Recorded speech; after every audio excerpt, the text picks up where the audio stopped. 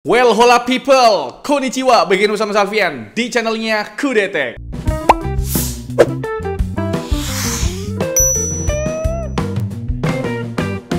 Di CES kemarin AMD itu berhasil menarik perhatian dengan meluncurkan prosesor mobile terbaru mereka dengan penamaan AMD Ryzen AI Max Plus bla bla bla bla gitu ya. Udah kayak nama iPhone ya kan. Tapi menurut kami yang nggak kalah menarik adalah line up entry level mereka dengan codename Kraken Point sebagai lanjutan U series prosesor mereka Kenapa Kraken Point ini menarik? Karena pada akhirnya AMD ngikutin jejak sebelah buat pakai arsitektur hybrid di fabrikasi prosesor mereka. Tapi sebenarnya ini bukan prosesor AMD yang pertama kali pakai arsitektur hybrid Jadi yang lain yang mana bang? Ada AMD Ryzen 5 7545U yang masih pakai arsitektur Zen 4. Tapi ini pertama kalinya buat Kudetek buat nge-review langsung laptop yang pakai prosesor hybrid dari AMD. Nah, lagi-lagi Asus selalu jadi yang terdepan buat urusan laptop pertama dengan prosesor-prosesor terbaru. Contohnya ini dia, Asus ZenBook 14 OLED dengan kode UM3406KA yang pakai prosesor AMD Ryzen AI 7 350. Kira-kira prefernya gimana nih? Soalnya kan bisa dibilang prosesor ini masih fresh from the oven. Tapi yang paling penting, berapa ya harganya? Langsung aja kita bahas. Tapi sebelum itu, subscribe dulu yang belum subscribe.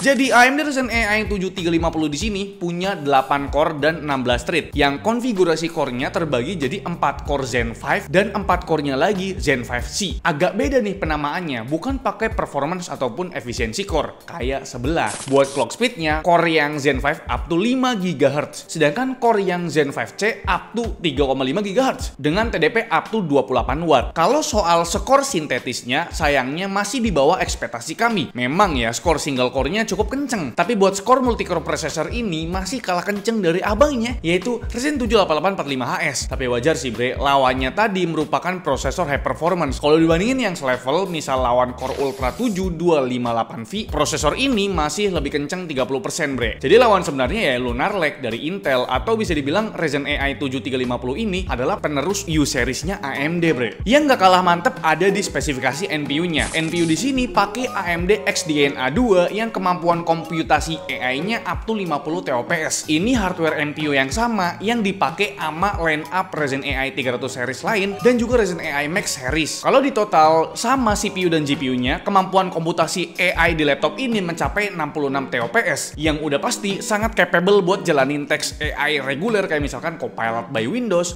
Studio Effect yang ada di Asus AI Sense webcam laptop ini. Terus ada Co-Creator yang ada di aplikasi Pen dan juga fitur live caption yang sayangnya masih belum tersedia dalam bahasa Indonesia. Semoga aja sih udah ada ya ke depannya. Selain itu, Asus juga punya aplikasi bawaan mereka yang memerlukan komputasi AI namanya StoryCube. Singkatnya, aplikasi StoryCube ini bisa mengkategorikan file media kayak misalkan foto atau video dari berbagai perangkat dan platform cloud berdasarkan wajah, lokasi, scene background di foto atau video itu Ini sih cocok banget ya buat kami para reviewer yang terkadang ngetes foto dan video di banyak HP. Ngumpulin datanya biar satset pakai StoryCube ini Lanjut ngebahas iGPU di sini. Namanya yaitu Radeon 860M Graphic yang punya 8 core dan clock speednya up to 3 GHz. Kalau berdasarkan graphics score di 3D Mark Virus Track, performa iGPU ini bukan yang kenceng-kenceng amat ya. Bahkan masih 1112 sama Radeon 680M yang umurnya udah 3 tahunan. Padahal udah disupport memori yang cukup kenceng loh. Pakai tipe memori LPDDR5X yang kapasitasnya udah gede di 32 GB 7500 MB transfer per second. Tapi entah kenapa bagi kami performa grafiknya tuh masih belum menggembirakan. Dan kalau dilihat memang wajar ya karena Radeon 860M pakai ekor 6. Kalau pakai ekor 8 macam 880M yang ada di Ryzen AI 9365 ya itu pasti lebih kencang lagi gitu. Oke, kita contohkan tes render 3D di Blender ya. Render BMW butuh waktu 3 menit kurang. Terus kita tes juga buat editing video di Premiere Pro 2025 buat ngedit konten 4K terlihat kewalahan ya kan. Previewnya itu perlu diturunin ke 1/4 biar agak lancar tuh previewnya. Render time video 1 menit juga tembus 1 menit 20 detik nih buat render 4K. Jadi kurang worth it nih ya buat editing 4K. Tapi buat editing video 1080p tentu tanpa kendala. Preview di set full lancar jaya. Render time video 1 menit juga masih di bawah 20 detik. Jadi masih sangat layak lah buat editing video full HD. Footage yang kita pakai di sini masih footage yang mentah ya tanpa ada efek apapun. Sebelum lanjut kita coba bahas sedikit cooling system di sini ya. Ini masih pakai konfigurasi yang sama dengan dengan ZenBook 14 OLED Arrow Lake yang udah pernah kita review. Mengandalkan satu buah heat pipe, satu buah kipas, dan dua buah heatsink buat exhaustnya. Secara logika, yang Arrow Lake kemarin kan pakai prosesor kepala 9 itu masih sanggup loh di-handle sama cooling system ini. Berarti nih ya, Ryzen AI 7 3550 di sini bakal lebih adem dong. Dan kita langsung aja show data berdasarkan stress test Cinebench R23. Suhu maksimalnya cuma mentok di 84 derajat Celcius dengan TDP mentok di 28 watt. Yang berarti masih terbilang adem loh buat sebuah prosesor modern. Tapi buat gambaran yang lebih umum, kita coba rekam suhu permukaannya pas render test di Premiere Pro 2025. Hasilnya area palm rest dan juga touchpadnya dan area kiri keyboard masih adem ayem bre di bawah 34 derajat Celcius. Tapi buat area kanan keyboard udah menghangat di 40 derajat dengan titik hotspot di 42 derajat Celcius aja. Jelas suhu segini masih sangat bisa ditoleransi sama telapak tangan kita bre. Walau ZenBook series merupakan line up Ultrabook, tapi kita masih bisa main game bre. Bahkan game AAA sekalipun masih dilibas sama Ultrabook ini. Cuma ya perlu sadar diri sedikit lah, mainnya jangan di resolusi native-nya yaitu di 3K 120Hz. Perlu turunin ke Full HD biar lebih playable. Contohnya di game Black Myth Wukong, main di preset low masih dapat 50-an FPS rata-ratanya berkat bantuan FSR. Terus di game Cyberpunk 2077 main di preset low juga walau udah pakai FSR 3 yang quality dan frame generasinya aktif, performa laptop ini masih di angka 44 FPS. Apakah masih playable? Coba komen di bawah. Buat main di layar 14 inci jujur masih nyaman sih ya. Game ketiga ada God of War. Main di preset rata kiri masih bisa dapat 43 FPS rata-ratanya. Tentu masih lumayan loh bre, apalagi nggak ada drop FPS yang signifikan. Selanjutnya ada Horizon Zero Dawn. Main di preset low dengan FSR quality masih bisa anteng di 60 FPS nih rata-ratanya. Terus di game racing ya, macam Forza Horizon 5, main di preset low juga dengan FSR quality masih enjoy di mata kok. Dapat rata-ratanya 53 FPS. Nah, lanjut ke game-game kompetitif ya, mulai dari Dota 2, kita tesnya di preset low dengan 60% screen render. Ternyata masih cocok dimainin bareng layar 120Hz nih. Terus di game CS2, main di preset low pakai FSR balance, FPS-nya itu bisa menyentuh ratusan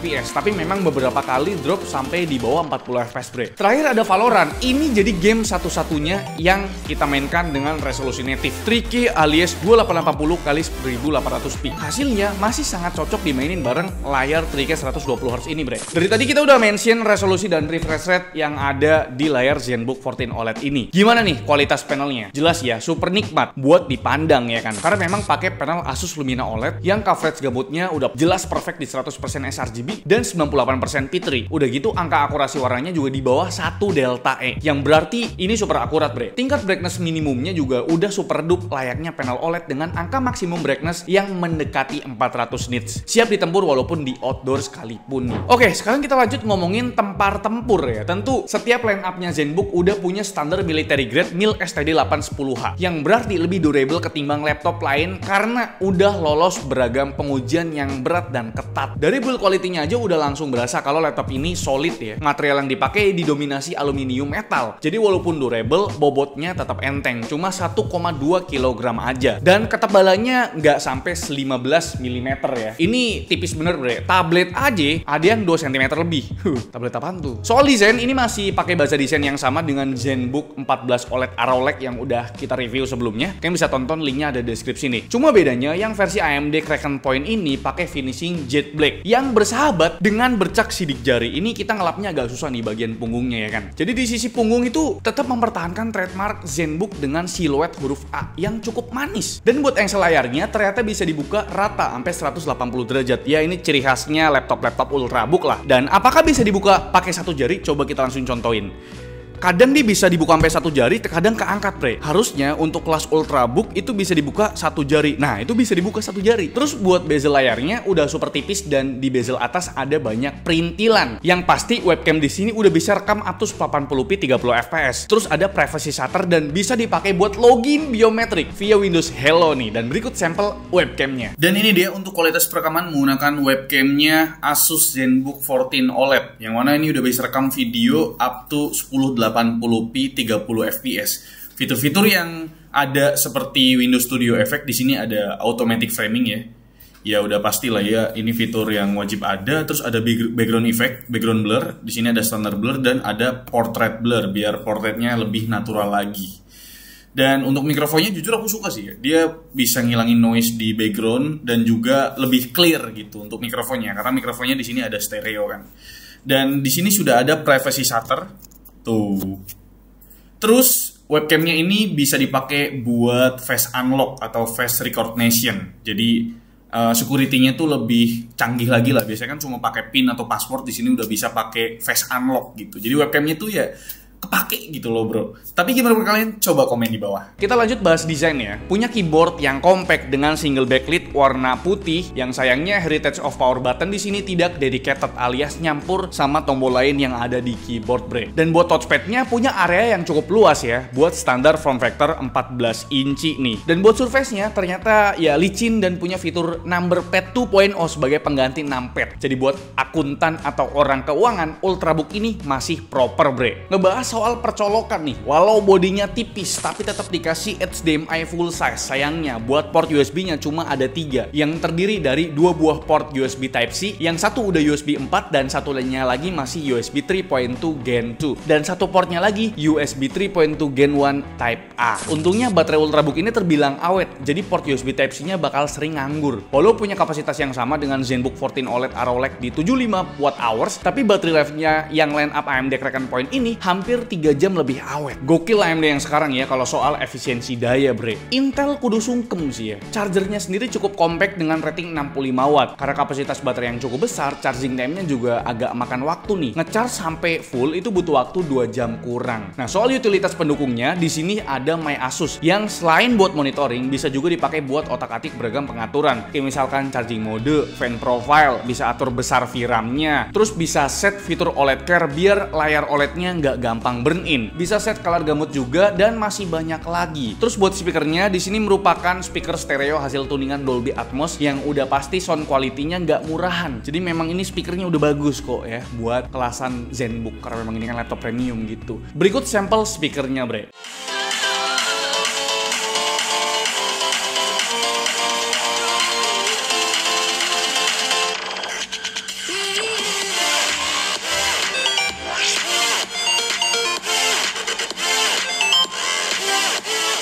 Sisanya dari laptop ini sih storage-nya udah pakai interface PCIe Gen 4, kapasitasnya 1 TB yang transfer speed-nya rata kanan up to 7 GB per second. Yang sayangnya non upgradable karena cuma ada satu slot M.2 NVMe di board ini. Terus pakai Windows 11 Pro include Office 2024 yang udah teraktivasi pastinya. Jadi soal Windows dan Microsoft Office nggak usah dipikirin, udah dapat dan udah aman. Buat konektivitasnya di sini ada Wi-Fi 6E dan Bluetooth-nya versi 5.3 bre. Oke, kira-kira itu dia untuk ulasan atau review lengkap dari kami mengenai Asus ZenBook 14 OLED yang menggunakan prosesor terbarunya dari AMD yaitu AMD Ryzen AI 7 350. Dan sekarang kita masuk ke kesimpulan bre. Dengan harga 18 jutaan, ini bisa jadi pilihan Ultrabook yang menarik. Pertama, prosesor yang dipakai masih fresh banget, masih sangat fresh from the oven, yaitu AMD Ryzen AI 7 350 yang berarsitektur hybrid. Mungkin kalau kalian penasaran gimana sih rasanya pakai prosesor hybrid dari AMD, ya cobalah ini ya. Dari yang tadinya udah efisien, sekarang makin efisien lagi bre. iGPU-nya masih kuat buat main game AAA dengan suhu yang masih reasonable gitu loh, di bawah 75 derajat Celcius. Terus layarnya udah super mantap, OLED 3K 120Hz. Kurang apa lagi? Bobot dan bodinya juga khas sebuah Ultrabook yang tipis dan juga ringan. Palingan poin yang menurut kami kurang ya masih sama kayak di ZenBook 14 OLED Arrowlake kemarin. Speakernya bukan lagi hasil tuningan Harman Kardon, jadi kayak kurang mewah gitu loh. Tapi gimana menurut kalian? Coba komen di bawah lah ya kan. Like video ini kalau kalian suka, dislike kalau kalian jelek banget, dan jangan lupa untuk tekan tombol subscribe yang warna merah karena bukan warna putih lagi, kebalik. Yang warna putih karena bukan warna merah lagi. Salve yang selalu di channel. Terima kasih. Sampai jumpa di video selanjutnya. Bye bye.